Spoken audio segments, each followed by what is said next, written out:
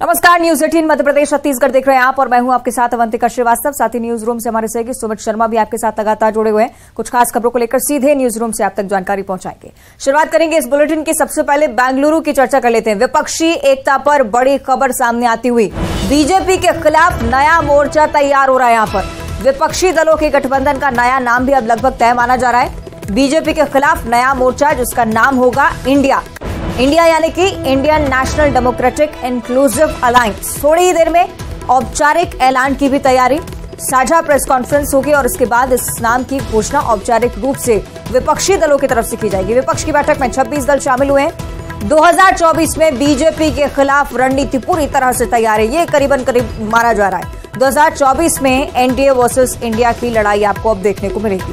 तो बेंगलुरु में जो मीटिंग चल रही थी उसका ये सार निकलकर सामने आया कि इंडिया नाम दिया जाना है विपक्षी दलों के समूह को और आगे जाकर इसी तरह से विपक्षी एकता पर तमाम पार्टियां काम करेंगी। औपचारिक ऐलान होना फिलहाल बाकी है। माना जा रहा है कि अब से कुछ ही देर बाद प्रेस कॉन्फ्रेंस भी होगी विपक्षी दलों की।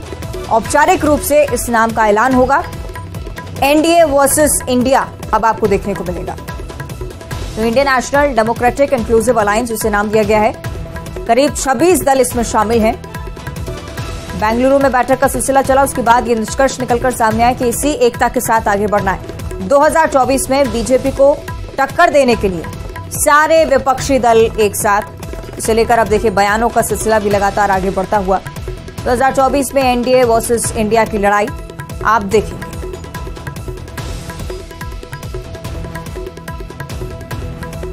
जितनी भी इंफॉर्मेशन सामने आई उसके अकॉर्डिंग अभी यही माना जा रहा है कि इंडिया विपक्षी एकता का जो गठबंधन है उसका नाम रखा गया है। औपचारिक ऐलान होना बाकी। हम लगातार आपको बता रहे हैं कि प्रेस कॉन्फ्रेंस के जरिए विपक्षी दल इस नाम की घोषणा कर सकते हैं। मोर्चा तैयार हो चुका है। रणनीति को लेकर भी मंथन इस बैठक में कि किस रणनीति के साथ इंडिया अलायंस को, नए बने गठबंधन को आगे ले जाना है। आपसी क्या शर्तें रहीं इस पर भी मुख्य फोकस। साझा प्रेस कॉन्फ्रेंस होगी। 26 दल इसमें शामिल होंगे। Indian national democratic inclusive alliance यानी कि इंडिया एनडीए को टक्कर देने के लिए पूरी तरह से तैयार है। ये इस बैठक का सार है।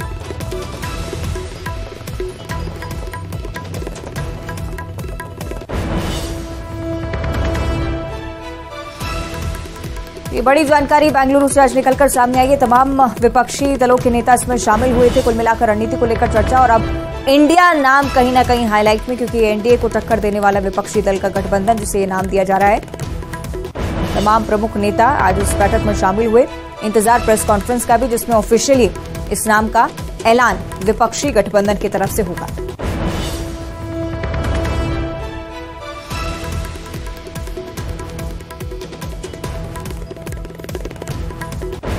बीजेपी को टक्कर देने के मद्देनजर इस बैठक का आयोजन किया गया था और आगे इस गठबंधन को लेकर जाना है। 2024 का रण जीतना है। कुल मिलाकर यही रणनीति विपक्षी पार्टियों की तरफ से। लेकिन उसके लिए रोड मैप क्या होगा इसे लेकर शायद अभी चर्चा होना बाकी है। लेकिन बड़ी बात ये कि इंडिया जो स्वरूप माना जा रहा है वो जरूर साझा किया जाएगा। आगे बढ़ते हैं। भोपाल से इस वक्त एक और बड़ी खबर। स्कूल शिक्षक विभाग में शिक्षकों के तबादले अब हो पाएंगे। तबादला नीति 2022 के तहत तबादलों को मंजूरी दी जा चुकी है। स्कूल शिक्षा विभाग में तबादलों को मंजूरी दी गई है। 1 अगस्त से 10 अगस्त के बीच में तबादले हो सकेंगे। एक जिले से दूसरे जिले में विभाग के मंत्री तबादले कर सकते हैं। जिले के अंदर प्रभारी मंत्री तबादले कर सकेंगे। नवनियुक्त शिक्षकों के रिक्त पदों के आधार पर भी तबादले हो सकेंगे। स्कूल शिक्षा विभाग ने तबादलों की सीमा को 15% से घटाकर 5% कर दिया है। सीमित संख्या में ही तबादले हो पाए। तो चुनावी साल और इसी खबर का इंतजार तमाम शिक्षक कर रहे थे। हमारे से अनुराग हमारे साथ जुड़ रहे हैं। अनुराग, तबादला नीति को मंजूरी कैबिनेट की तरफ से और क्या कुछ प्रावधान? देखिए, जो प्रदेश भर के जो स्कूल शिक्षा विभाग के जो शिक्षक हैं, अधिकारी कर्मचारी हैं, वो इस बात को लेकर इंतज़ार कर रहे थे कि कब उनको तबादले की अनुमति मिलेगी और देर से सही, लेकिन अब स्कूल शिक्षा विभाग में शिक्षकों के तबादले हो सकेंगे। 1 अगस्त से लेकर 10 अगस्त यानी कि सिर्फ 10 दिनों में ही तबादले हो सकेंगे। और सबसे बड़ी बात है कि सिर्फ 5% तबादलों को ही अनुमति दी जाएगी। जो एक ज़िले से दूसरे ज़िले के तबादले हैं वो विभागीय मंत्री के द्वारा किए जाएंगे और जिले के अंदर जो है प्रभारी मंत्री शिक्षकों के तबादले कर सकेंगे। जो नवनियुक्त शिक्षक हैं उनको रिक्त पद होने पर ही उनको तबादलों की अनुमति होगी। तो कुल मिलाकर स्कूल शिक्षा विभाग में जो 2022 में जो तबादला नीति घोषित हुई थी उसी के तहत जो है तबादले की अनुमति दी जाएगी और कोशिश इस बात को लेकर होगी कि अगस्त से पहले ये पूरी प्रक्रिया को पूरा कर लिया जाए। तो जो मानवीय दृष्टिकोण के चलते जो जरूरी तबादले हैं उन्हीं को अनुमति इस बार तबादलों में दी जाएगी। चलिए देखना होगा अनुराग आगे क्या होता है। बहुत शुक्रिया आपका। फिलहाल बने रहेगा हमारे साथ, अन्य खबरों पर भी आप चर्चा करेंगे। विदिशा से अगली बड़ी खबर, जहां सिरौंज में मासूम को बचाने के लिए रेस्क्यू ऑपरेशन लगातार चल रहा है। जेसीबी और बाकी मजदूरों की मदद से पैरेलल गड्ढा बनाने का काम शुरू हो चुका है। मौके पर जिला प्रशासन के अधिकारी मौजूद हैं।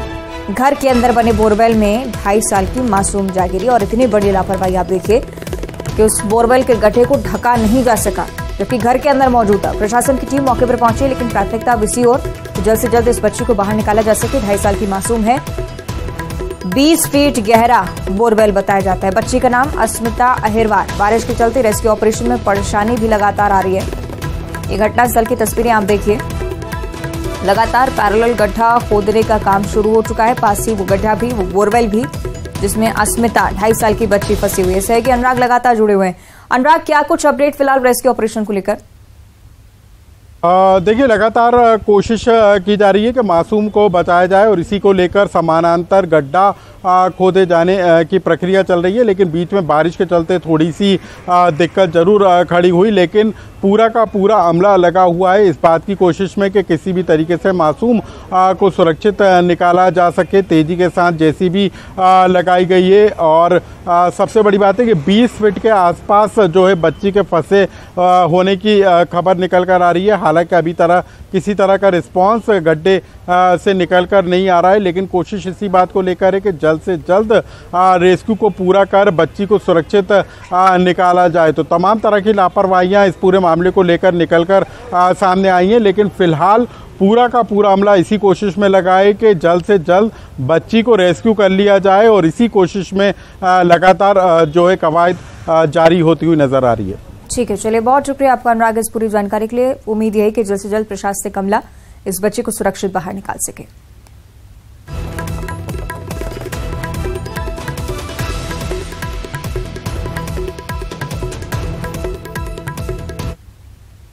और चलिए अब खबर प्रोजेक्ट चीता से जुड़ी हुई।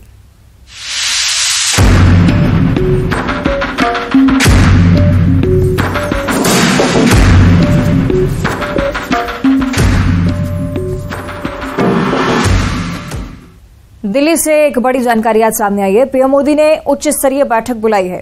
बुधवार को प्रोजेक्ट चीता की समीक्षा के लिए उच्च स्तरीय बैठक बुलाई गई है। बैठक मध्य प्रदेश के पुनः राष्ट्रीय उद्यान के अंदर ही होगी। चीतों की मौत जो लगातार हो रही है, इससे लेकर वृद्धि लगातार इस तरह के मामलों में प्रधानमंत्री नरेंद्र मोदी प्रोजेक्ट चीता की प्रगति की समीक्षा भी करेंगे।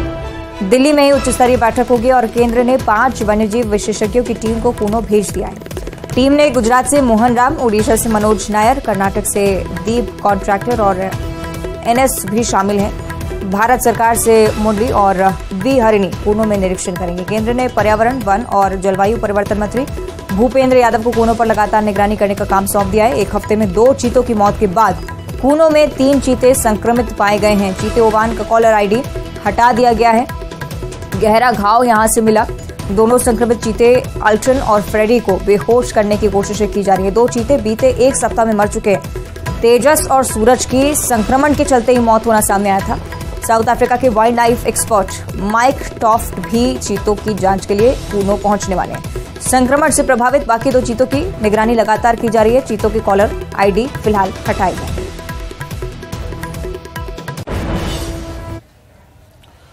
चलिए अब बात करेंगे शिवराज कैबिनेट की। शिवराज कैबिनेट की बैठक में कई अहम फैसले लिए गए हैं। संविदा कर्मचारियों को लेकर भी फैसला लिया गया। संविदा कर्मचारियों की महापंचायत में जो ऐलान किया गया था उसको कैबिनेट में मंजूरी मिल चुकी है।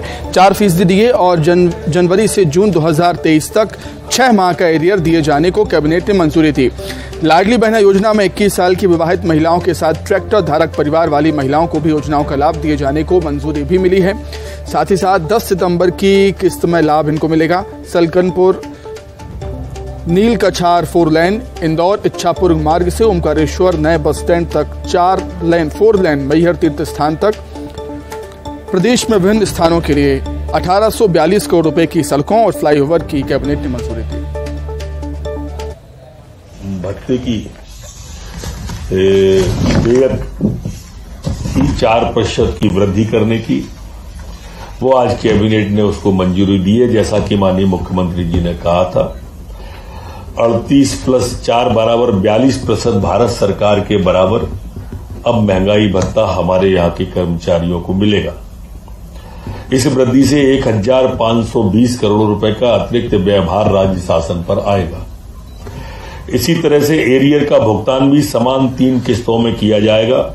आज लाडली बहना योजना की जो प्रमुख बात जो माननीय मुख्यमंत्री जी की घोषणा में थी कि जो हमारी लाडली बहना है 23 वर्ष से उनकी आयु घटाकर 21 वर्ष करने को कैबिनेट में मंजूरी हुई है, और जो ट्रैक्टर वाली बहना भी आवेदन कर सकती हैं उसको भी कैबिनेट के द्वारा।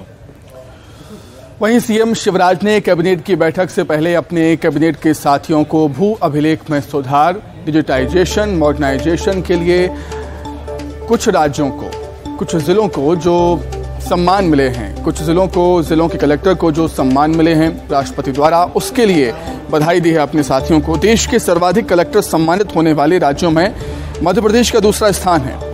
कुल 75 में से 15 कलेक्टर मध्य प्रदेश के हैं। साथ ही सीएम शिवराज ने कैबिनेट को बताया कि नीति आयोग ने मल्टी डायमेंशनल पॉवर्टी इंडेक्स जारी किया, जिसमें उन्होंने बताया कि मध्य प्रदेश में 15.94% लोग गरीबी से बाहर हुए। कुल मिलाकर 1.36 करोड़ लोग गरीबी सीमा से बाहर हुए हैं।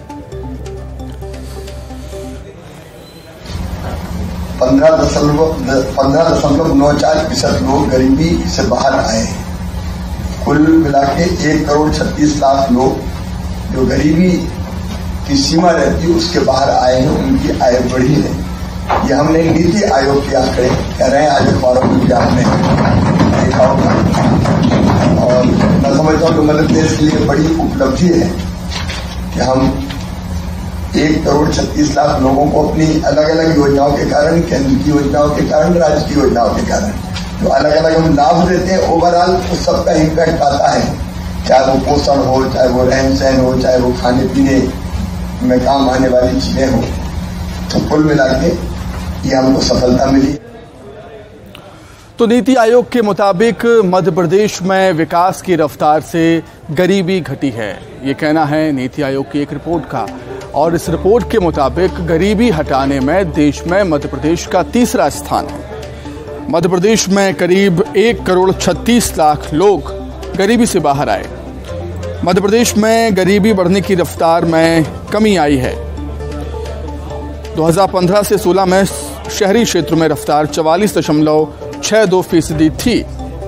गरीबी की रफ्तार घटकर अब हो गई है 42.51%।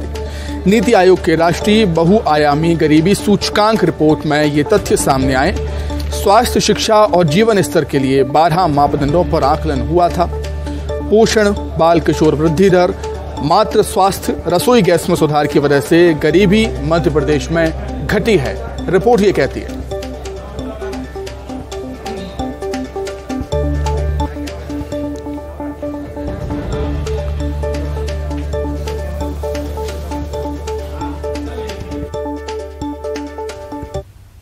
चलिए एक बार फिर से चर्चा करेंगे बेंगलुरु की विपक्षी एकता पर बड़ी खबर निकलकर सामने आती हुई। बीजेपी के खिलाफ नया मोर्चा तैयार हो चुका है। विपक्षी दलों की गठबंधन का जो नया नाम है वो भी तय हो चुका है। बीजेपी के खिलाफ नया मोर्चा काम करेगा जिसका नाम इंडिया है, इंडिया रखा गया है, Indian national democratic inclusive alliance. थोड़ी देर में औपचारिक ऐलान, साझा प्रेस कॉन्फ्रेंस कर घोषणा की जाएगी। विपक्ष की बैठक में 26 दल शामिल हैं। 2024 में विपक्ष के खिलाफ रणनीति तैयार हो चुकी है। 2024 में एनडीए वर्सेस इंडिया के बीच लड़ाई। इंतजार किया जा रहा है कि प्रेस कॉन्फ्रेंस की शुरुआत हो, औपचारिक ऐलान इस अलायंस को लेकर। हालांकि 26 विपक्षी दल इसमें शामिल हैं। तमाम प्रमुख नेता एक साथ आज आए हैं मंच पर।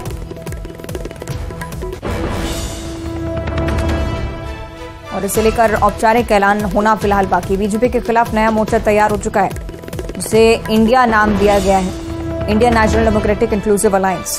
26 दल इसमें शामिल है। विपक्षी एकता को लेकर अभी तक की इस सबसे बड़ी कवायद, जिसमें 26 दल एक साथ हैं। 2024 पर फोकस है। बीजेपी को हराने के लिए, बीजेपी का सामना करने के लिए 26 दल एक साथ बैठक करते हुए, रणनीति तैयार करते हुए Indian national democratic inclusive alliance इसे नाम दिया गया है। और विपक्षी दलों के तमाम प्रमुख नेता आज मंच पर एक साथ प्रेस कॉन्फ्रेंस भी करने वाले हैं। अब से कुछ ही देर बाद औपचारिक ऐलान। इंडिया क्या है, इस गठबंधन का क्या काम होगा, किस रणनीति के तहत काम करने वाला है, आपसी क्या शर्तें रहीं, ये कुछ प्रमुख पॉइंट्स जो कि चर्चा का विषय रहेंगे। नमस्कार। फर्स्ट, कांग्रेस प्रेसिडेंट श्री मल्लिकार्जुन खड़गे जी will make some opening remarks, and thereafter leaders of political parties who attended today's meeting will make their own remarks.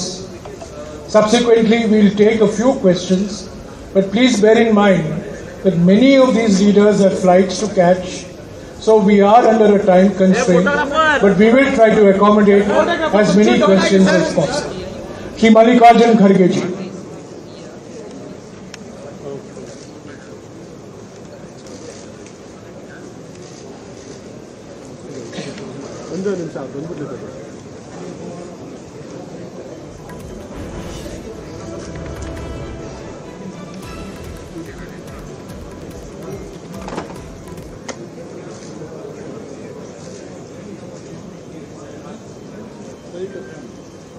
Respected Rahul Gandhi ji, senior leader Sri Sharad Pawar ji, West Bengal Chief Minister Mamata Banerjee, and CPM leader Sitaram Yechury ji, Delhi Chief Minister Arvind Kejriwal ji, Punjab Chief Minister Bhagwant Singh Mann ji, Jharkhand Chief Minister Hemant Soren ji, Karnataka Chief Minister Sri Siddaramaiah ji, D. Raja ji, Y को नहीं है शायद। So all the leaders on the dais, because there is short of time and many leaders want to go their respective destination, therefore they are requesting this should be summed up as early as possible because their flights are right time. So they will pardon me who are sitting here, whose names I have not mentioned, but still the all 26 party leaders were present in the meeting, including Sonia Gandhi ji, our respected leader, and all senior 26 party leaders, Nitish Kumar, Lalu Prasad, all were there because their flight is in time, they have gone. So friends, this is a very important meeting for the purpose to save the democracy and constitution, and in the interest of people of this country, we have come together, discussed various points, and with one voice, people supported the resolution that will be circulated to you after the meeting, and the details are there. Our alliance will be called, the all people have agreed to have one name for the alliance. Earlier we worked with UPA. Now with all 26 parties, a new name is given, that is Indian National Developmental Inclusive Alliance, that is INDIL, and this is Indian National Developmental Inclusive Alliance. So everybody agreed for this, and unanimously this और इसी के साथ bulletin में इतना ही। नमस्कार।